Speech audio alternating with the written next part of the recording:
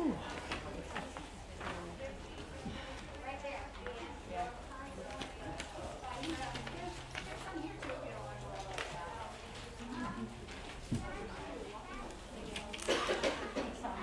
settled in? Are you ready, Bruce?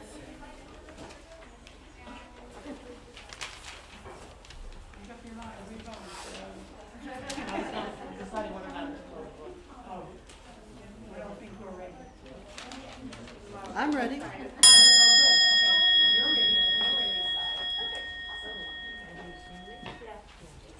Oh, sorry, didn't let it ring. Good morning. Welcome to the Unitarian Universalist Congregation of the Catskills. Our minister is Reverend Bob Janis. I'm Kathy Atwell, your worship assistant for this morning. A big welcome to everyone, wherever you are joining via Zoom or here. Be in your living room, bedroom, porch, garden, or car. We are glad you are here. Unitarian Universalism is a liberal religious faith that carries no creed and welcomes all seekers. Whoever you are, whomever you love, wherever you are in life's journey, you are welcome here. We are guided by a set of principles and written sources that encompass the many ways we come to know and understand the world, the universe, and the divine. Our principles are important to us at UU Catskills, and we live our value on a daily basis. We affirm that Black Lives Matter. We are a welcoming congregation of the LGBTQ+ community. We are an affiliate of the Ulster Immigration Defense Network, and we are an active voice in the effort to address climate change. We acknowledge that our sanctuary is built on the Lenape Nation's ancestral home. If you are on Zoom and would like someone to contact you, please put your information in the chat. If you are a visitor here this morning and would like to let us know so we can say hi, have any visitors? Oh, we have several visitors. And so there'll be people that want to come talk to you afterwards. And please feel free to talk to anyone in our membership committee or anyone here. Welcome. Thank you for coming. Assisting with today's service is Tom Hackett and Bruce Wilding. After the service, please stay for our breakout rooms for a virtual coffee break on Zoom or to stay here and have some wonderful home-baked goods and coffee. We encourage you to go to our website, uucatskills.org, to read the March newsletter for upcoming events. Our prelude this morning is a two-part invention, right? By Johannes Sebastian Bach, performed by Bill Toole.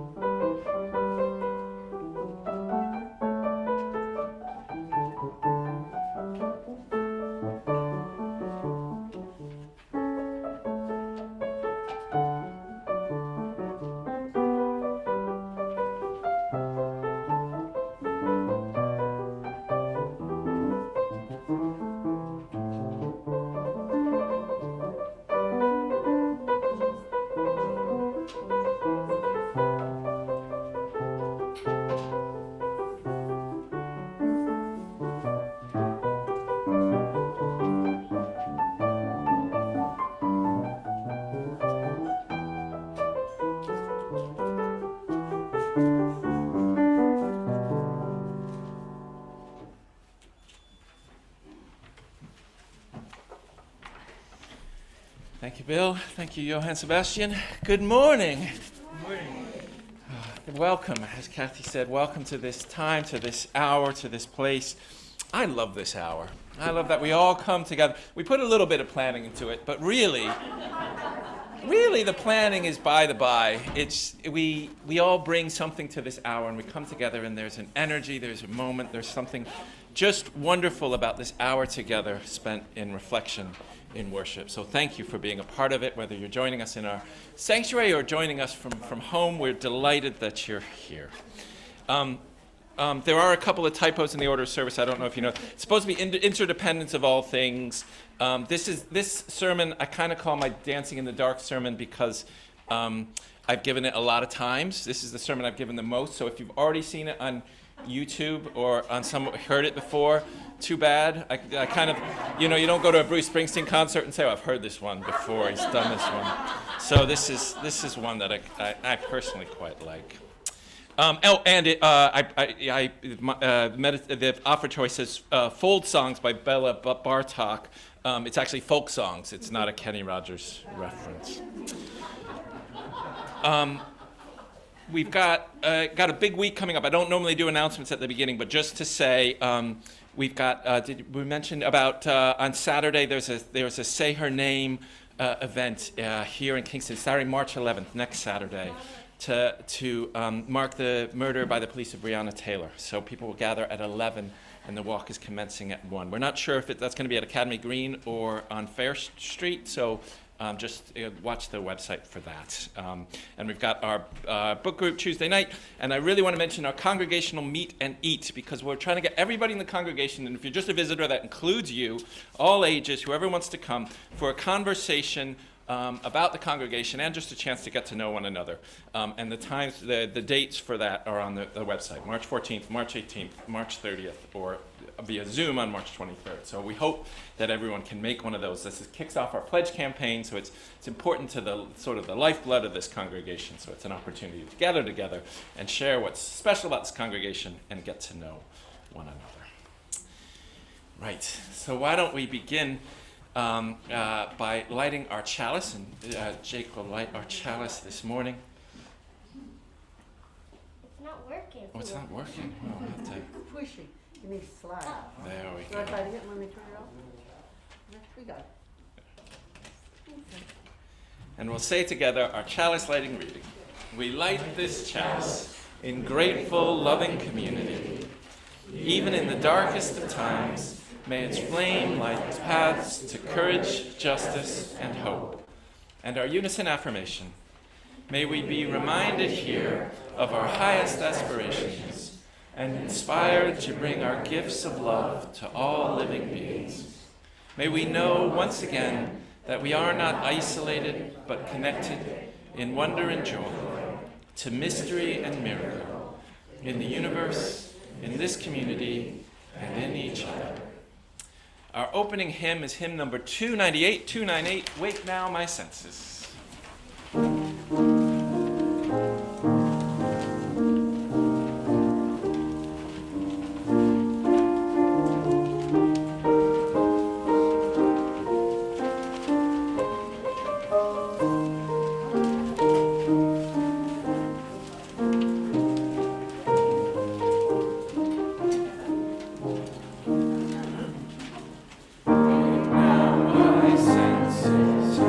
Hear the earth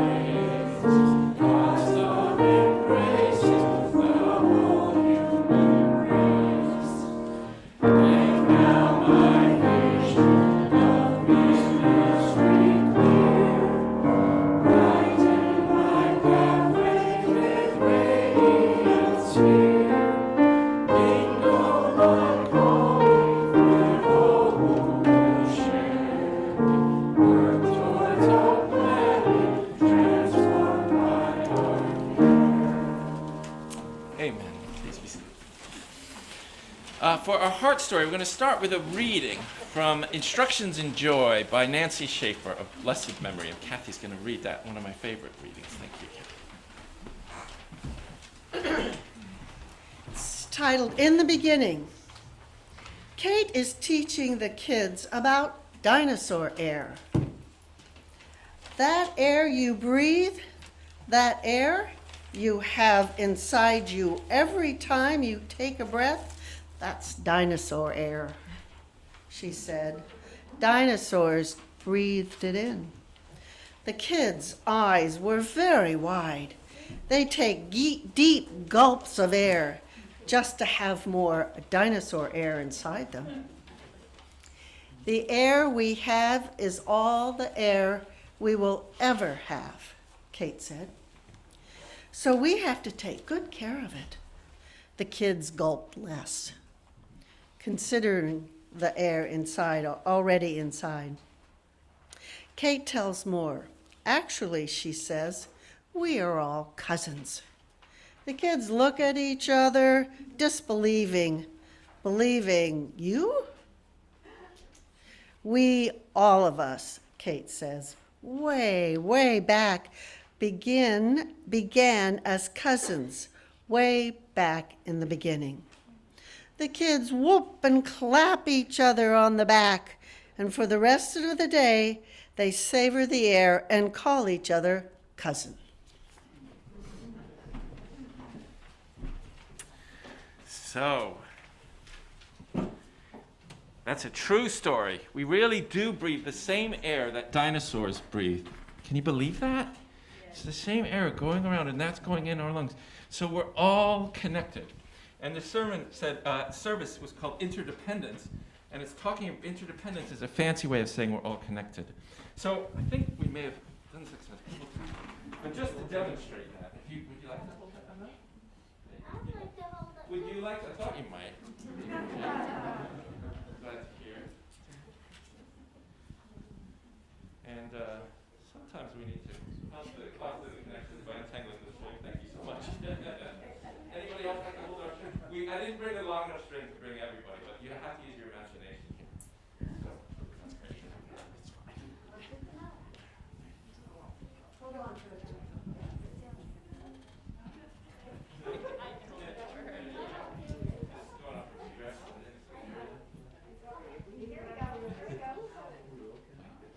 Well, oh yes, we'll get it. 1 second, Hazel. Geraldine is working on fostering that connection. Can always use it.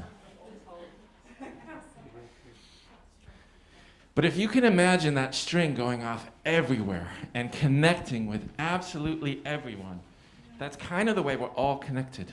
Like if you think about it, in the dinosaur ages, suppose there was a dinosaur who said some nice words to a fern. They were ferns back then, right? Fern's like a plant that's been around a long time. And that fern grew a bit louder because it liked being the dinosaur. And suppose that fern gave a little shade to a cockroach. I hope you don't mind cockroaches. They're kind of sweet if they're not in your house, right? And that cockroach helped what's another animal? Helped a fungi. I've just been reading about fungi. They're amazing. A fungi to thrive under the soil and help the trees grow. And that passed all the way around. You might today find some that fungi brightens up your day. It might flower as something else and help the flowers flower. And you might see the peonies. What do you see nowadays? I can tell I'm not a biologist. What's flowering now? Well, not much with the snapdragons and the crocuses. And you see them and you say, wow. And really, those snapdragons and crocuses, they were helped by that dinosaur saying a nice word to the fern. And it sounds incredible, but if you just shake one edge of this, can you feel it? Maybe if you hold it nice and tight, you can feel it all the way down the line. And this is just, the visual, if you can imagine it going off and connecting every creature, every item, we're all connected. So we all have an opportunity to make a difference all the way down the line. We don't know what differences the dinosaurs made for us, but we can definitely make a difference to one another. We can say something nice to one another. We can help one another do things. We can smile at one another.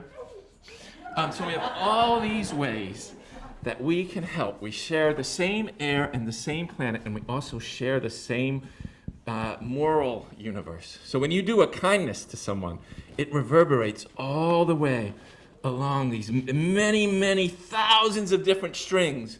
And it may only reverberate a tiny bit, but you're not the only one doing kindnesses. So all of that can ripple down the line to all across the planet and all across the ages. So that's a pretty amazing thing to keep in our minds as we think about the ways that we can help make a difference in the world. So here's to Dinosaur Air, and here's to us all being cousins. We're all cousins. We're all connected.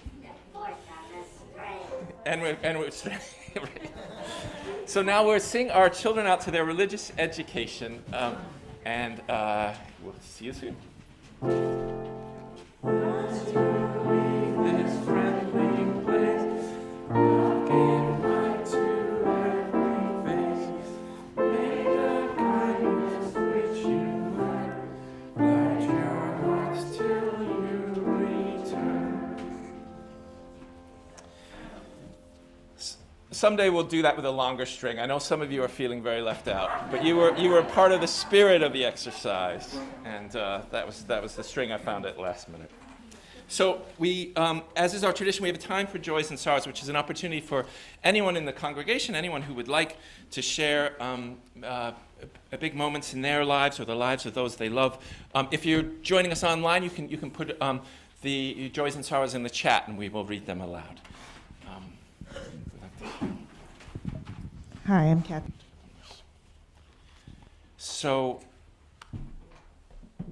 this interdependence is sort of the theme of this particular sermon, but the theme for the month of March is vulnerability. What a great word, right? Vulnerability. And so we'll be talking about vulnerability in mentioned the newsletter and in various groups in services. And a woman by the name of Brene Brown is kind of the modern day guru of vulnerability. And I recommend her to you. We put a video on our Facebook page to see. But here is an excerpt from her book on the subject called Daring Greatly, just to kind of talk about what we might mean by vulnerability. She writes, "Vulnerability is not weakness, and the uncertainty, risk, and emotional exposure we face every day are not optional. Our only choice is a question of engagement. Our willingness to own and engage with our vulnerability determines the depth of our courage and the clarity of our purpose. The level to which we protect ourselves from being vulnerable is a measure of our fear and disconnection. When we spend our lives waiting until we're perfect or bulletproof before we walk into the arena, we ultimately sacrifice relationships and opportunities that may not be recoverable. We squander our precious time, and we turn our backs on our gifts, those unique contributions that only we can make. Perfect and bulletproof are seductive, but they don't exist in the human experience. We must walk into the arena, whatever it may be, a new relationship, an important meeting, a creative process, or a difficult family conversation, with courage and the willingness to engage. Rather than sitting on the sidelines and hurling judgment and advice, we must dare to show up and let ourselves be seen. This is vulnerability. This is daring greatly." So daring greatly, in other words, vulnerability is daring to be present to our own lives. Which you may ask, why would I not be present to my own life? Why would any of us not be present to our own lives? And I think the simple answer is because life is hard, right? Things go wrong. Health, job insecurity, people may betray us. No wonder we create a shell. And no one can tell you if or when to let that shell down. That's really up to you. But in that spirit, I wanted to have that as a sort of preface to our time of meditation here today. So with whatever you're carrying, and we heard some of the collective prayers of the people, I invite us into this time of meditation and prayer. And I invite you to breathe in and breathe out. You can close your eyes if you like, or you can leave them open. But just notice your breath. Breathing in and breathing out. You can notice your breath. You can even let the noticing go. And if you can, I invite you, if you feel able, to feel safe in this sanctuary of this time together. This is your time now. And breathing in and breathing out, you can simply be where you are. With your struggles, your worries, with your gifts, simply with this moment. You can be where you are, be safe. There's nothing you need to do. For these moments, let the outside world go on without you for a little while. And breathe in and out.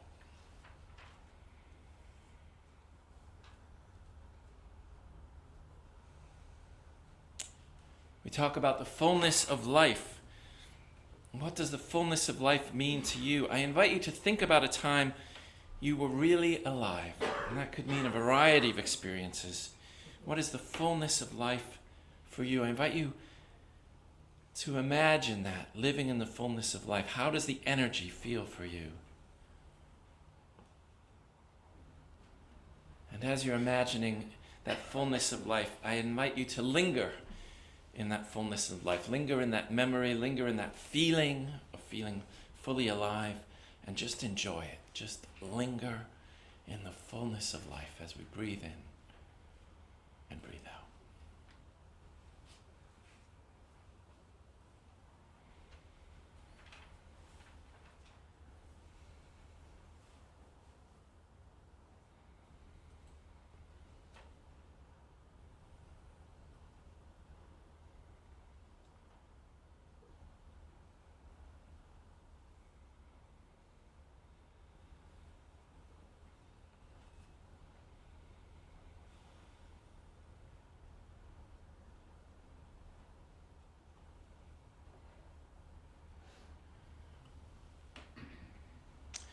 As you linger in that fullness of life, you may also observe or notice what is keeping you from the fullness of life. It might be worries or anxieties or just a general sense of unease. Whatever these worries are, burdens are, let's not dismiss or judge them immediately, for they may be quite legitimate. Just observe them. Just honor them. Acknowledge that they're there. And then turn back again to the fullness of life.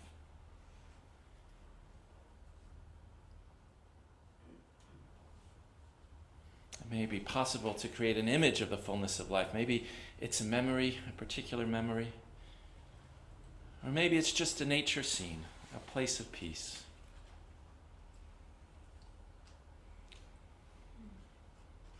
I invite you to hold that image of the fullness of life in your mind.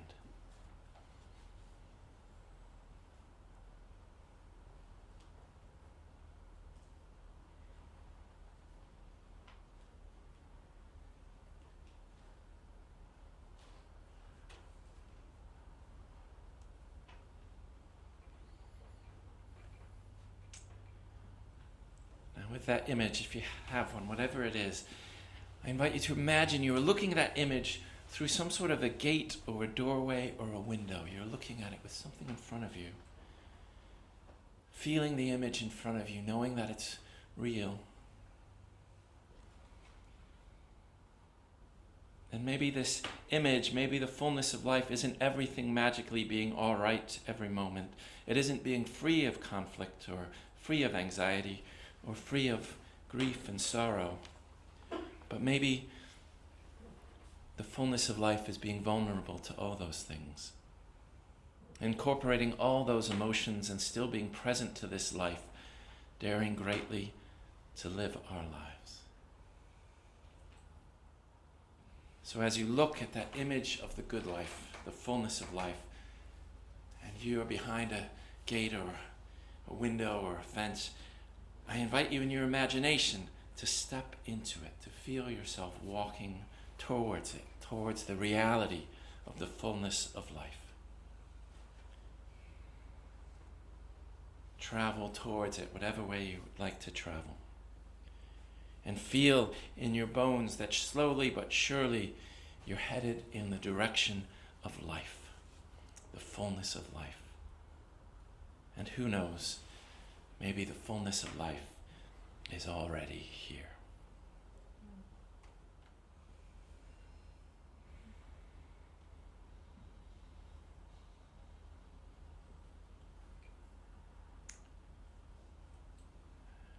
Returning again to our breath, we breathe in and out. When you're ready, I invite you to open your eyes if they're closed.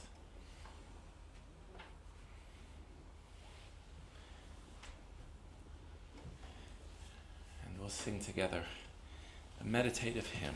It's number 123 in your hymnals, Spirit of Life. We'll sing it through twice.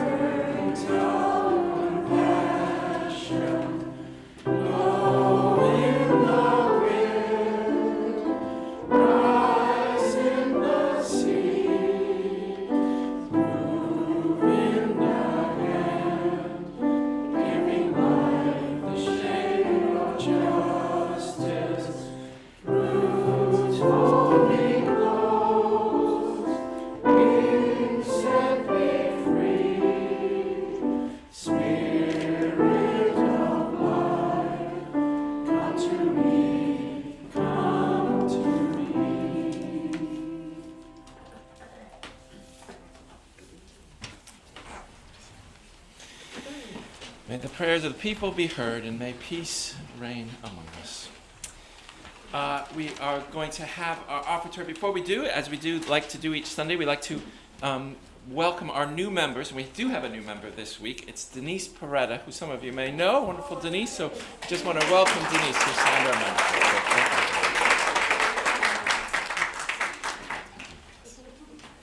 And now, Kathy. Oh, okay. Sorry. That's okay, I kind of forgot. So for our offertory this morning, it'll be folk songs by Bill Toole.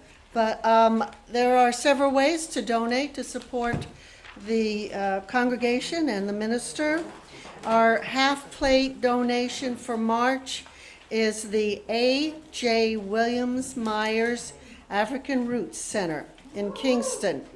And its mission is to promote literacy through teaching and learning about African roots experience, including history and culture, through a dynamic exchange of information, ideas, and creativity.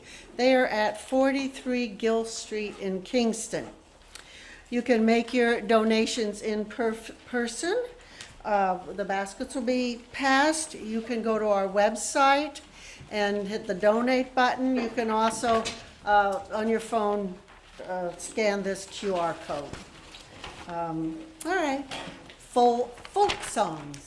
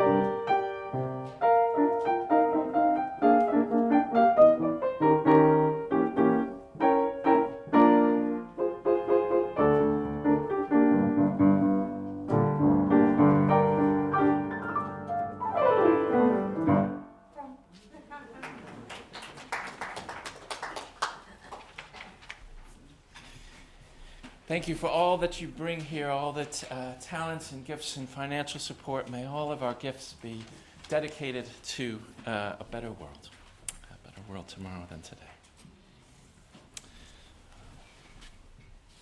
So, meditation on the interdependence of all existence, or why the chicken crossed the road.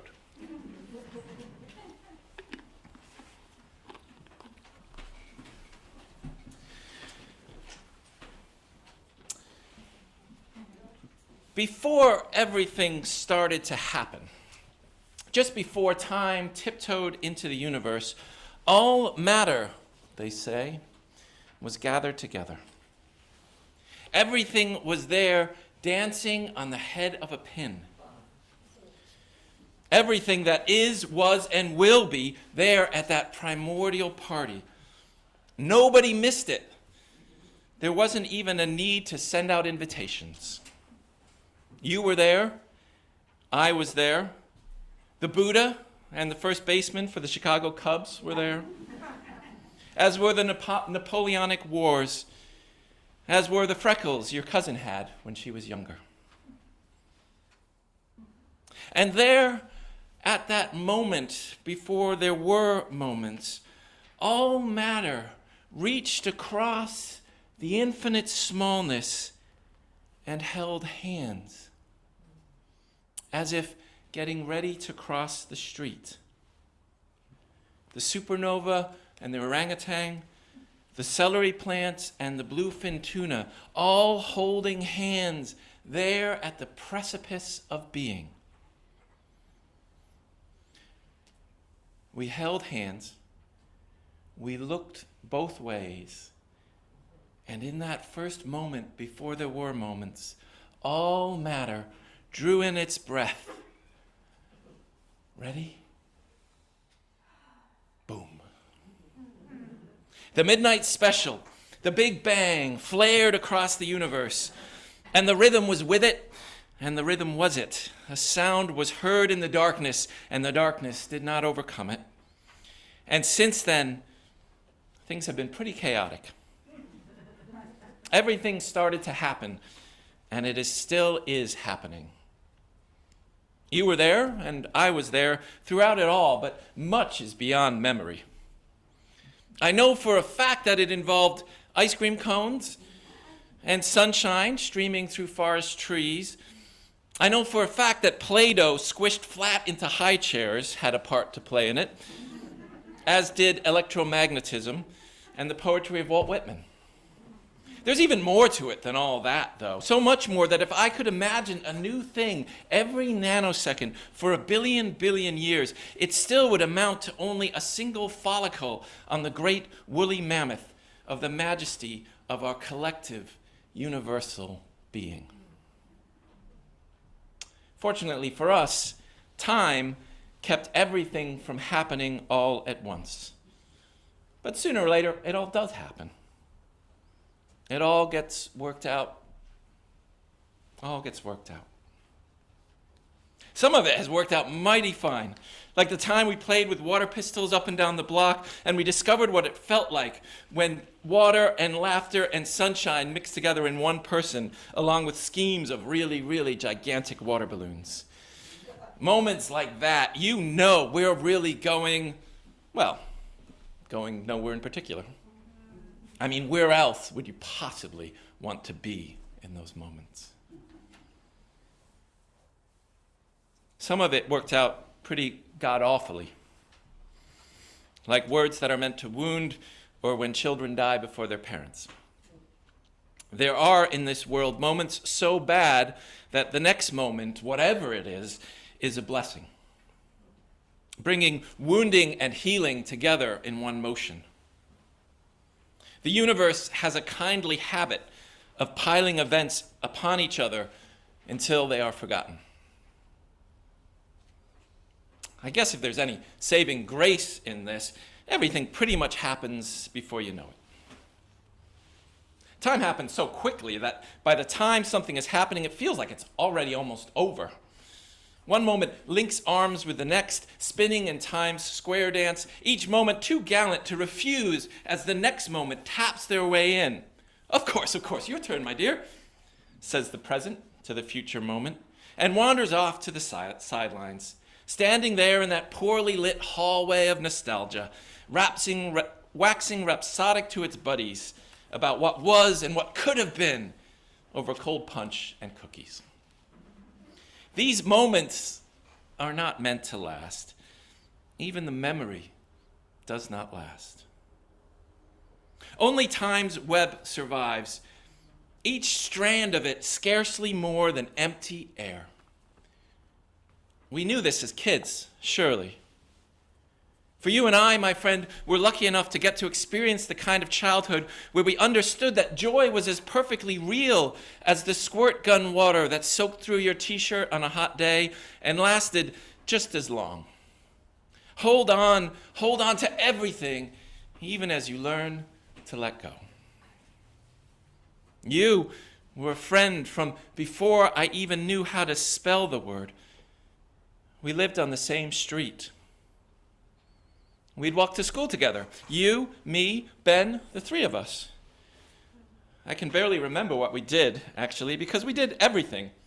When you share the beginning and the end of most every day, you don't make memories. You don't do anything so pretentious as that. You just live together. All the land was ours. This was back in the days, of course, when kids walked to school. And for latchkey kids like us, the region between our classrooms and our kitchens was the Mediterranean, and we were Odysseus. Your backyard was sloped and had a basketball net. Ben's had a big dog that loved to say hello with a dog's tongue. My house was a full block away, a long enough journey for the jinns of Arabia or for a couple of kids on roller skates. The world was ours, and we knew it. We belonged to the world, and we knew it. Everything was interconnected. The world held hands, the dandelion and the gumdrop, the squirrel and the fairy tale dragon. Because the world and us were the same thing. We took care of it all together. All kids are conservationists at first spell. Why on earth, a small child might ask, would we want to use something and then not use it again? Does the magic run out? There is no disposable to a child, no disposing. Things are where they are, and that is where they're meant to be until we find them next. Children need to be taught to use a garbage can, and perhaps this is the origin of sin. This is kept, but this is not kept. This is worthy, but that is not. This is removed, and where it goes to, few of us kids understand. It is just gone. And then the world is separated. Then the world is no longer holding hands.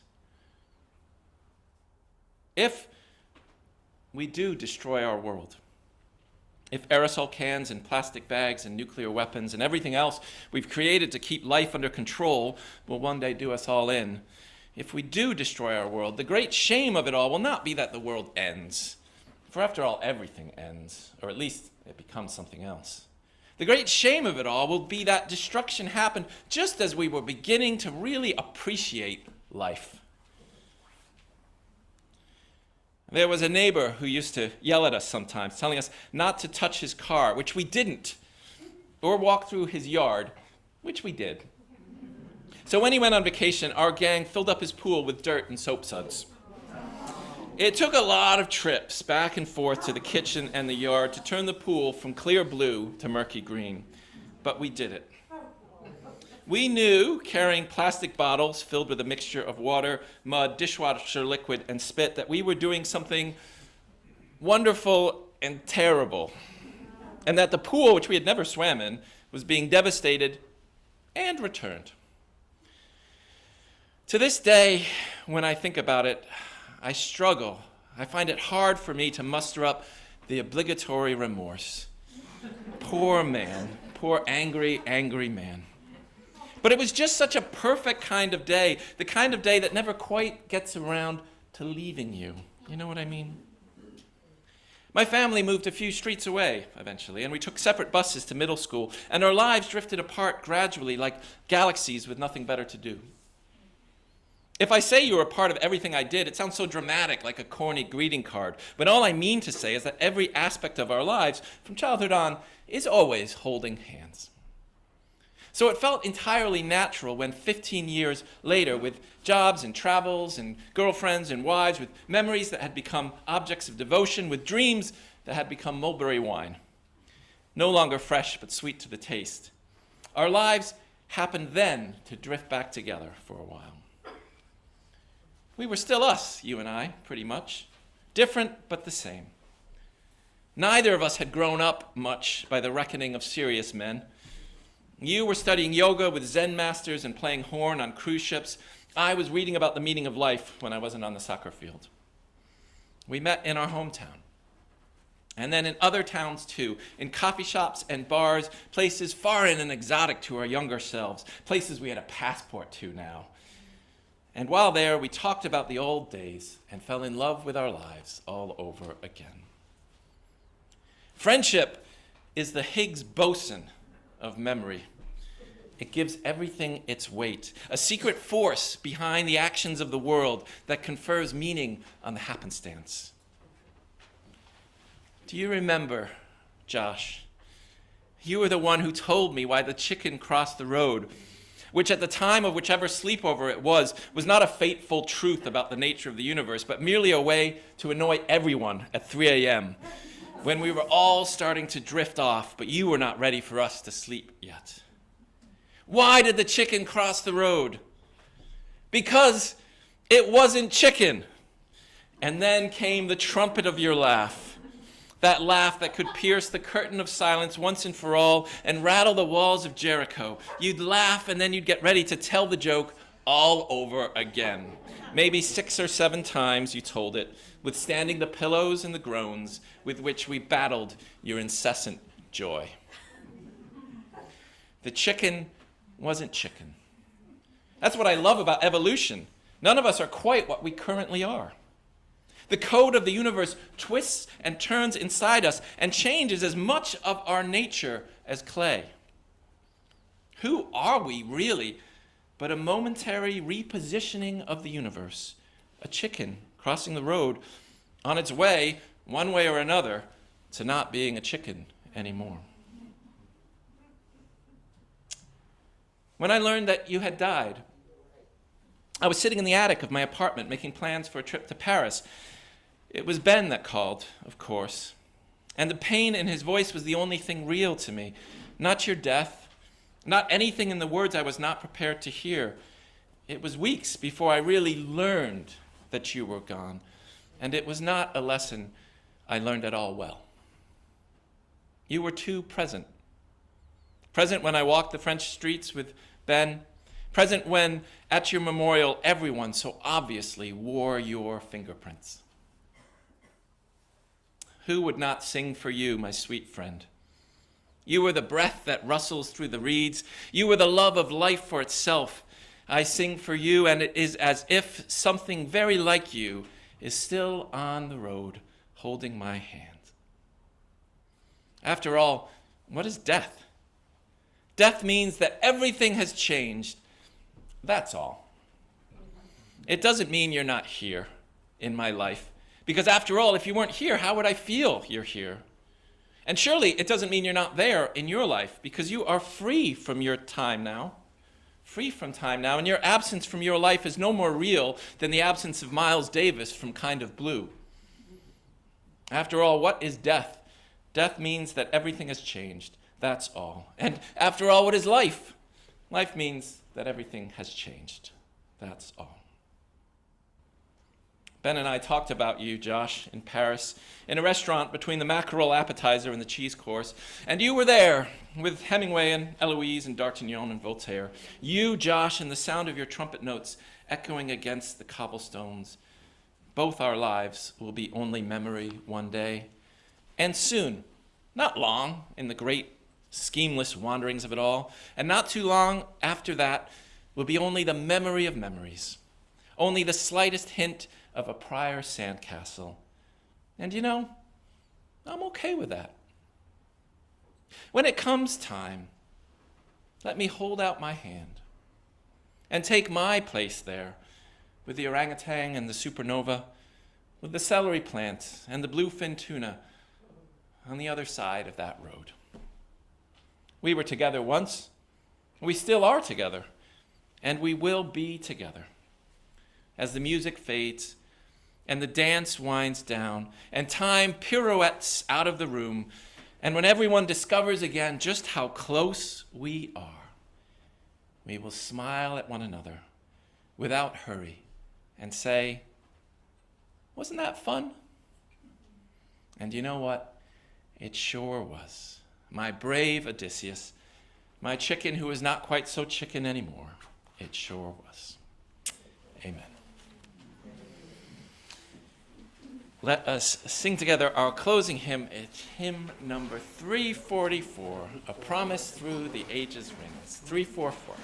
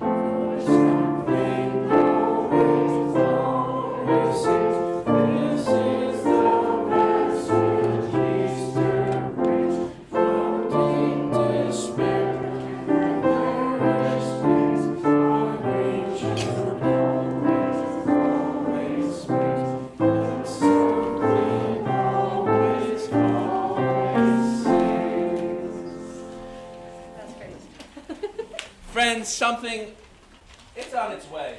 Spring is on its way. I know you doubted it, but spring is coming.